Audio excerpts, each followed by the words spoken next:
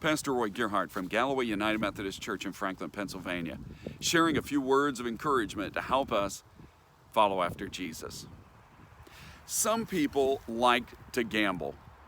I was just talking with a friend the other day about gambling, and we both said, gambling was not really a thing that got a hold of us.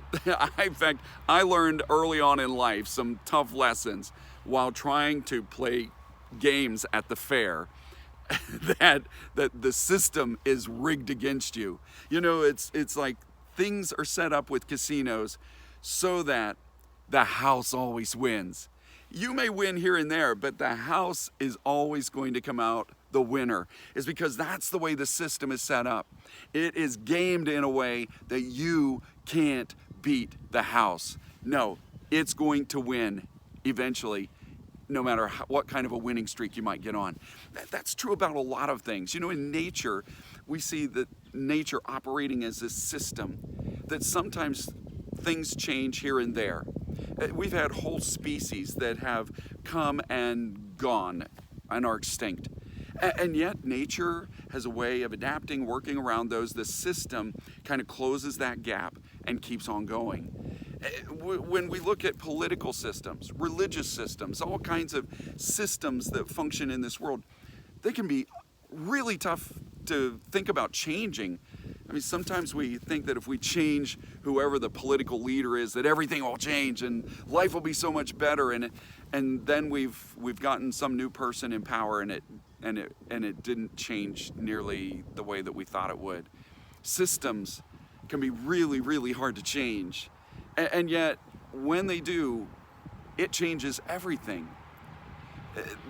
When you move beyond just tinkering with one element, where you look beyond just getting a short-term winning streak going at the house and really want to change things, well, everything has to change.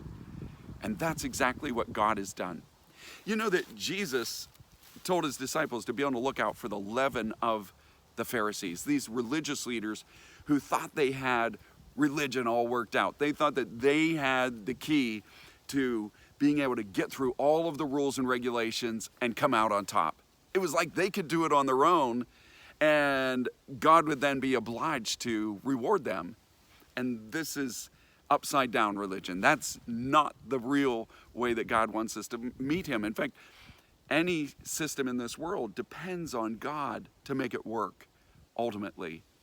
In fact, when Adam and Eve fell in sin, it didn't just affect their lives or the human race, but it affected the entire world. Sin had an effect even on the ecology of life in this whole world. And it's impacted all of our relationships. It's impacted everything. It's like a yeast that gets into the mix that is a corruption. It's a poison, really, that falls into the batter of life and poisons everything.